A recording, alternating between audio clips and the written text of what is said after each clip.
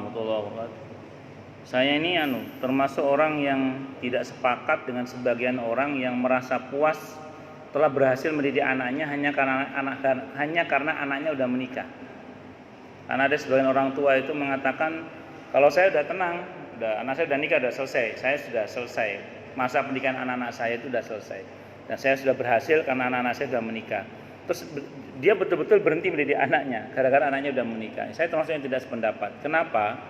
Karena Nabi sendiri ketika Siti Fatimah radhiyallahu anha sudah menikah, bahkan itu hampir tiap malam ngetok pintu Siti Fatimah. Fatimah, Ali bangun tahajud. Perkara yang sunnah aja Nabi ingatkan, apalagi sesuatu yang wajib. Ketika ada persoalan antara mereka, Nabi ikut turun tangan dalam menyelesaikan masalah mereka berdua. Nabi tidak pernah berhenti mendidik anaknya walaupun putrinya sudah menikah. Yang mau saya tegaskan gini, maksud saya Pak, kita ini jangan pernah mudah puas dengan hanya karena anak-anak kita itu, mohon maaf ya, menurut kita sudah berhasil dalam hal misalnya akhlak, agama atau apa gitu. Makanya kemarin saya mohon maaf, walaupun anak saya kemarin di wisuda mungkin 10 juz, itu saya sampai detik ini belum mengucapkan selamat ke dia. Kenapa? Karena bagi saya belum selesai itu. Bagi saya belum, walaupun ibunya udah ngucapin selamat, dicium-cium sama ibunya. Saya sorry, belum. Sampai sekarang belum ngucapin selamat. Kenapa? Karena bagi saya harus terus berproses. Anak saya ini nggak boleh hanya karena dia sudah di pesantren terus kemudian bicara agama dia sudah masya Allah sudah mulai nyantol lah istilah gitu. Terus saya merasa puas, nggak boleh.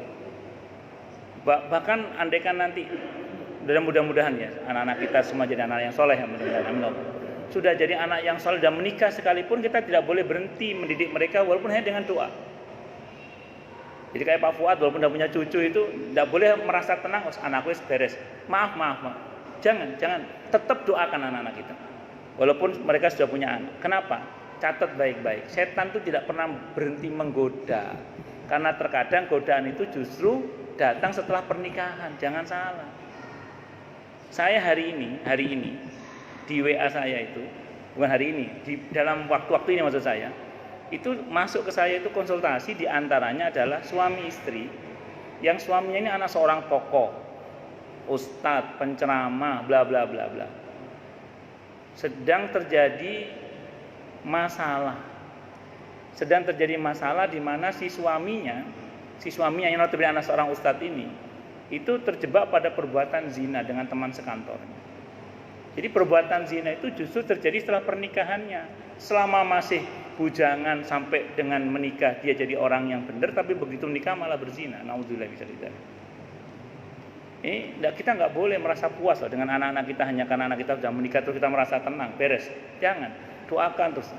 Makanya gini Pak, terkait dengan masalah pendidikan ini, pokoknya kita jangan merasa puas. Nah, kalau kita tidak pernah merasa puas, maka ya tadi, mau mereka usia berapapun, di pada tahapan pernikahan ataupun sebelum pernikahan pun, di pada usia yang masih dini maupun sudah tua sekalipun, kita akan tetap mendidik anak-anak kita. Dengan apa? Dengan doa.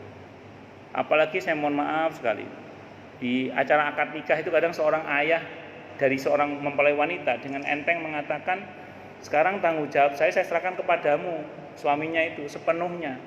Dan itu betul-betul sepenuhnya diserahkan ke suaminya. Terus bapaknya gak melok-melok. Itu gak Rasulullah banget itu. Rasulullah itu gak begitu. Rasulullah itu bahkan kepada anak perempuannya yang Nabi tahu betul ini tanggung jawab suaminya, Nabi masih memperhatikan pendidikannya. Pendidikannya.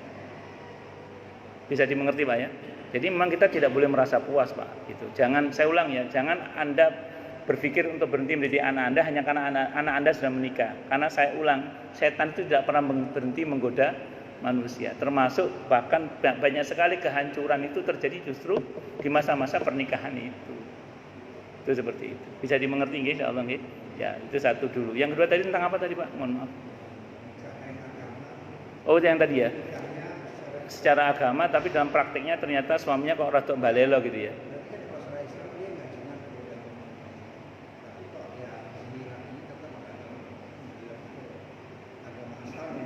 Saya cuma mau sampaikan begini. Ini saya mohon maaf ya, ini rumus ini. Kalau saya mau cerita dari awal aja deh. Buya Hamka itu punya putra namanya Irfan. Itu nulis sebuah buku. Dalam buku itu ceritakan Pramudia Anantatur itu. Pramudia Anantatur itu kan dekat dengan Lekra. Lekra itu kan dekat dengan PKI. Artinya Anda tahulah kalau saya ngomong Pramudia Anantatur siapa beliau, Anda tahulah. Satu saat putrinya itu ditaksir oleh seorang Cina non muslim. Itu Pramudia Anantatur tidak mau terima. Masuk Anda mau terima begitu saja. Itu satu dulu. Akhirnya si Cina ini masuk Islam. Demi supaya bisa menikahi anaknya Pramudia Anantatur. Pak Pram itu tetap nggak mau terima. Kata Pak Pram, kamu harus ngaji dulu. Itu Pak Pramudia Anantatur loh, aktivis Lekra, coba bayangkan. Yang notabene dekat dengan PKI. Itu ketika anaknya mau dinikahi oleh mu'alaf yang baru masuk Islam, tidak boleh. Kata beliau harus ngaji dulu. Dan beliau tunjuk gurunya. Siapa gurunya? Lawan politiknya, Buya Hamka. Buya Hamka kan lawan politiknya. Suruh ngaji ke Buya Hamka. Dan selama ngaji itu Buya Hamka tidak pernah tahu kalau itu putrinya Pramudia Anantatur. Itu ngaji berbulan-bulan sampai begitu mulai paham betul tentang agama si calon suaminya ini, baru putrinya ini ngaku bahwa saya ini anaknya Pak Pramudia Anantatur, saya ini mau menikah sama dia karena dia mu'alaf. Dan dia ini tidak boleh menikahi saya sebelum ngaji sama Anda. Jadi gini rumusnya ya. Kalau kita nitip barang saja, kita titipkan ke penitipan yang terpercaya. Loh, mosok nitip anak perempuan ke orang yang mohon maaf ya baru masuk Islam, belum diuji keislamannya. Padahal dalam Islam itu kan orang yang baru masuk Islam itu diuji dulu. Kalau nggak diuji dulu, tunggu dulu, jangan dikasih amanah dulu. Bahaya, apalagi itu anak perempuan kita. Maka banyak kasus orang tua itu yang asal mengiyakan pernikahan terhadap mu'alaf yang baru masuk sebelum mengujinya.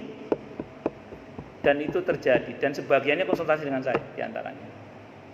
Makanya hati-hati, kalau menurut saya uji dulu. Jadi kalau seandainya saya mohon maaf terjadi yang seperti Bapak cerita tadi, itu konsekuensi gara-gara nggak diuji terlebih dahulu.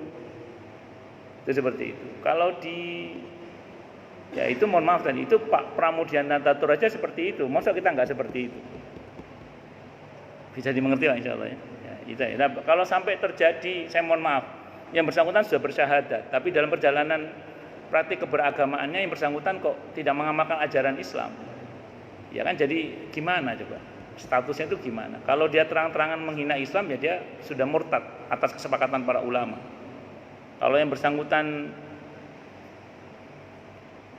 tidak pernah menghina Islam sih, mungkin orang masih gampang ini janjane ya apa sih? Wah, seperti itu. Wallahu a'lam bishawab. Saya kira itu ya. Monggo yang lain silakan. Kalau masih ada. Monggo Mbak Dokter Kiki. Wibisono, Pak Wibisono. Assalamualaikum warahmatullahi wabarakatuh. Proses saya menanyakan tentang zakat. Monggo Pak. Apakah boleh kita memberikan zakat langsung sendiri kepada fakir miskin, misalnya tetangga atau saudara yang miskin, atau sebaiknya kita serahkan ke amil. Baik. Saya mau jawab dari awal dulu. Dulu di masa Khulafaur Rasyidin, zaman Nabi Muhammad sallallahu alaihi wasallam, Khulafaur Rasyidin Abu Bakar, Umar, sampai dengan Abu Bakar dan Umar. Terus di masa Utsman, itu setiap zakat harus melalui amil. Setiap zakat harus melalui amil, dan amil itu aparatur negara. Jadi ditunjuk oleh pemerintah. Jadi ini amilnya ditunjuk. Jadi enggak sembarangan. Dulu awalnya. Nah, di masa Utsman bin Affan radhiyallahu an, yang diurus oleh negara tentang zakat itu semakin banyak karena muzakinya semakin banyak, muzakinya. Akhirnya Utsman punya kebijakan. Ini kebijakan Utsman bin Affan radhiyallahu an. Saat itu beliau mengatakan, sudah, negara hanya ngurus zakat yang besar-besar saja. Zakatnya Sandiaga Uno, zakatnya Abu Rizal Bakri, zakatnya Jokowi, zakatnya sapa? Wis pokoknya itu yang ngurus negara. Jadi kenapa? Karena apa? Karena yang besar-besar. Jadi yang besar-besar itu diurus oleh apa? Negara. Itu di masa Utsman. Yang kecil-kecil udahlah, ambil lokal aja lah. ambil lokal atau langsung juga nggak apa-apa lah kalau bahasa kita itu. Itu kebijakan Utsman bin Affan radhiyallahu anhu. Jadi intinya Pak, zakatul fitri itu yang penting sampai kepada mustahik. Nah, kalau di negara Islam memang melalui amil itu penting bukan apa-apa Pak, supaya kita ini tidak diambil paksa hartanya oleh negara. Karena di negara Islam itu kalau ada orang terbukti tidak pernah bayar zakat, itu hartanya diambil paksa Pak untuk dikeluarkan zakatnya. Nah, sementara kalau di Indonesia kan tidak ada ketentuan itu. Karena nggak ada ketentuan itu, maka berlaku keputusan Utsman bin Affan radhiyallahu anhu itu Pak, bahwa kalau kita mau ngeluarin zakat boleh langsung kepada mustahik, boleh langsung melalui apa? Amil.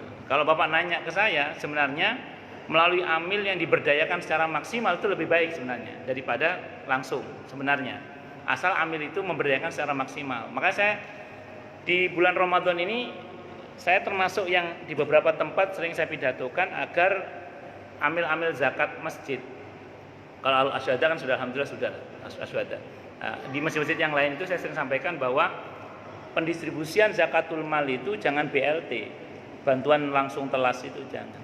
Jadi harus pada sebagiannya pendistribusiannya harus produktif dan atau solutif. Itu seperti itu. Jadi produktif dan atau solutif. Dalam bentuk beasiswa sekolah, modal kerja misalnya, dan seterusnya. Itu seperti itu Pak. Wallahu a'lam bishawab. Ada lagi yang lain silakan. Jadi awal mulanya harus melalui amil Pak. Begitu di masa Utsman bin Affan radhiyallahu anhu, yang kecil-kecil kecuali nanti Pak Dr. Bisono zakatnya per tahun 1 miliar. Nah, amin insyaallah. Itu nanti melalui amil dalam skala nasional Pak nanti. Monggo yang lain silakan. Kalau zakatnya cuma 1-2 juta sana aja. Langsung juga enggak apa-apa. Monggo. Ini ada pertanyaan ketiga. Kalau zakat mal itu kan ada perhitungannya, misal sama waktunya, masa 1 tahun.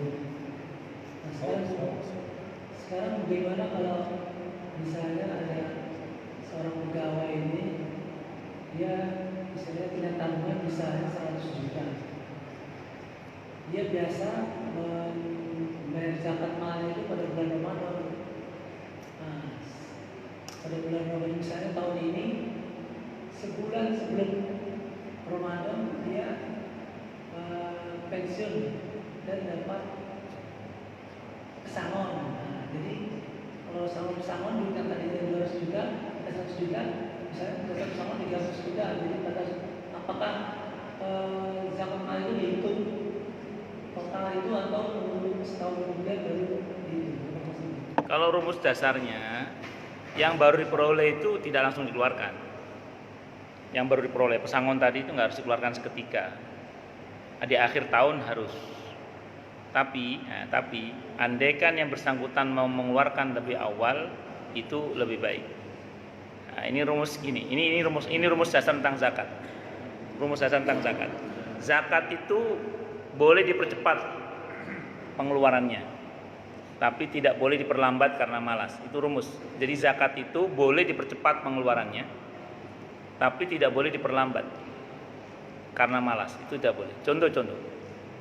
Haulnya bulan Ramadan, putaran tahunnya bulan Ramadan. Bulan Sya'ban ada saudara butuh biaya dan dia termasuk mustahik zakat. Nah, kita percepat keluarnya zakat kita, boleh tidak apa-apa. Nah, kalau memperlambat karena malas, tidak boleh. Misalnya Pak Bambang zakatnya putarannya haulnya Ramadan. Dihitung-hitung tahun ini Pak Bambang insya Allah zakatnya 2 miliar insya Allah, amin. Amin Pak, amin aja dulu Pak, amin dulu. Walaupun tidak tahu kapan, pokoknya amin aja dulu. Kata Pak Bambang, 2 miliar rumah saya di Pondok Indah Ustaz. Bukan di Harapan Indah lagi. Tapi tidak, ini amin aja dulu. Nah, terus kemudian siapa tahu sekarang malam qadar. Nah, terus kemudian begitu masuk bulan Ramadan, Pak Bambang dengan dalih malas ngitung, udah nanti aja lah, nunggu Syawal aja, sekarang lagi puasa malas ngitung. Tidak boleh, harus disegerakan. Anda tahu kenapa? Karena begitu yang bersangkutan tidak segera mengeluarkan zakat itu dan akhirnya melampaui batas haulnya, seketika itu harta kita berstatus bercampur dengan hak orang lain. Dan itu merusak keberkahan harta kita. Itu merusak keberkahan harta kita. Nah, makanya segera keluarkan. Kecuali karena ada uzur. Misalnya mohon maaf yang bersangkutan koma, sakit, sehingga tidak bisa menghitung zakatnya. Nanti begitu sadar segera dihitung. Atau diamanahkan kepada keluarganya untuk menghitung. Nah, atau karena masih ada syarat. Pokoknya kalau bukan karena malas tidak apa-apa. Ada uzur syar'i namanya. Wallahu a'lam bishawab. Ya, jadi rumusnya Pak, yang pesangon tadi itu hitungannya tahun depan Pak, wajibnya. Tapi kalau yang bersangkutan ingin mensegerakan, itu sangat baik sekali. Karena gini, ada orang itu yang punya pikiran begini. Begitu selesai jual rumah, kan ada jual rumah, ada jualan rumah, itu beda loh ya, saya ingat. Jual rumah sama jualan rumah itu beda. Jual mobil sama jualan mobil itu beda. Itu nanti ada pembahasan khusus, butuh 5 SKS. Jadi gini.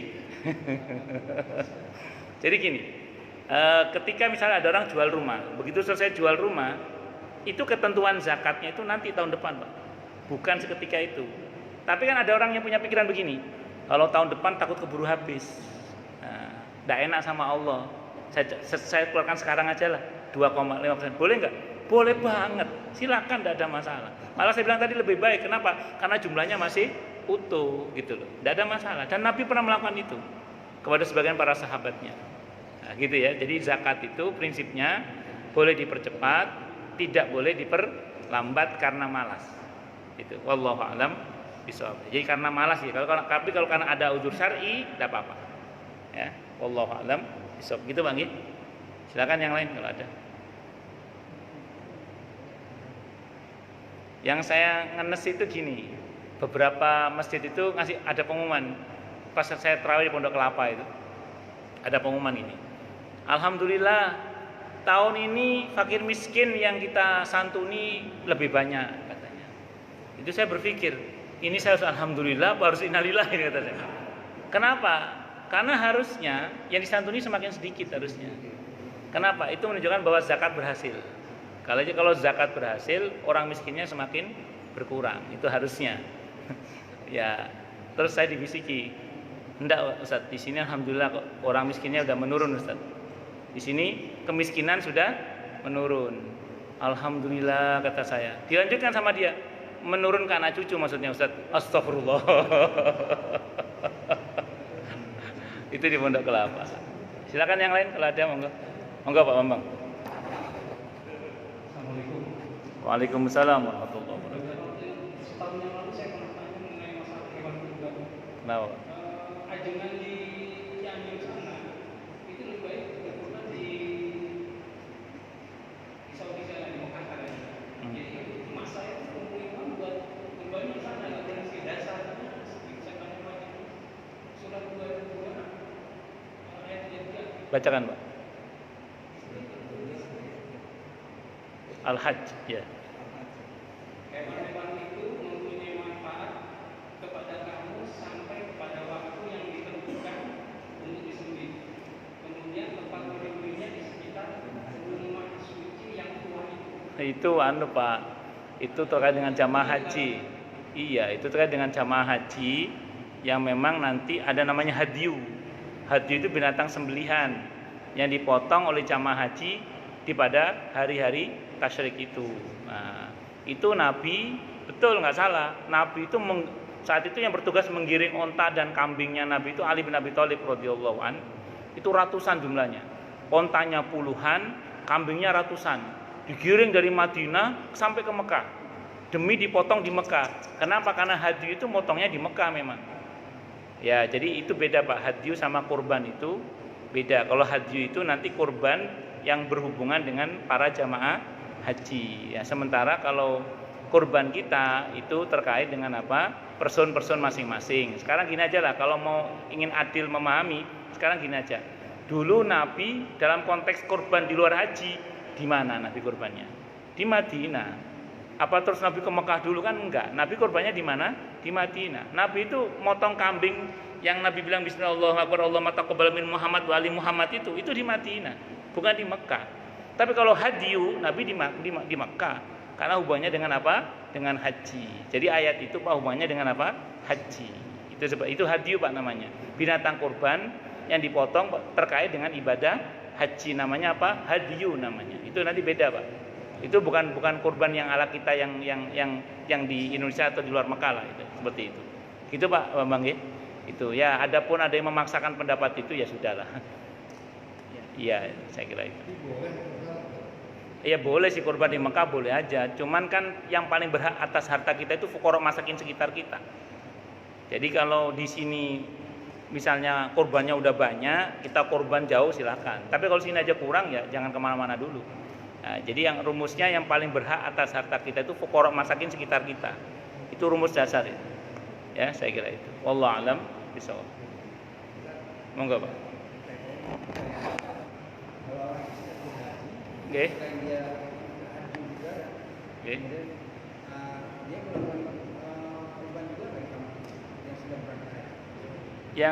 Yang saya tahu kan kalau yang berhaji di sana, Pak. Iya. Ya kalau dia mau memperbanyak kurban, ya. Kalau dia mau memperbanyak kurban, artinya di sana dia di Mekah dia kurban, di kampungnya dia kurban. Kan rumus sedekah itu gini, kan kurban itu bagian dari sedekah kan ya. Yang saya tahu ya bal yazdad. Jadi semakin ditambah ya semakin lebih baik, ditambah ya lebih baik. Jadi kalau ada orang kurban dengan jumlah sapi sejumlah nomor partainya ya tidak masalah. Dulu ada partai nomornya 23, saya nggak sebut nama partainya. Itu ketua partainya nyumbang sapi sebanyak nomor 23 itu 23 ekor sapi maksudnya. Ya tidak apa-apa. Kan sedekah babnya kan. Ya kayak zakat itu loh, pasnya namanya zakat, lebihnya kan sedekah. Nah, dia satu sapi buat 7 keluarga itu, kalau kemudian dia lebihkan ya tidak apa-apa, namanya apa? Sedekah. Tidak ada masalah. Saya kira itu Pak. Wallahu a'lam. Sedekah itu bal yazdad. Lebih banyak lebih baik, lebih banyak lebih baik. Itu aja. Bal yazdad. Itu rumusnya. Jangan dilarang orang mau sedekah. Biarin aja. Cukup dulu ya. Kita tutup dengan hamdalah. Alhamdulillahirabbil alamin. Semoga kajian kita bisa bermanfaat, mubarakah.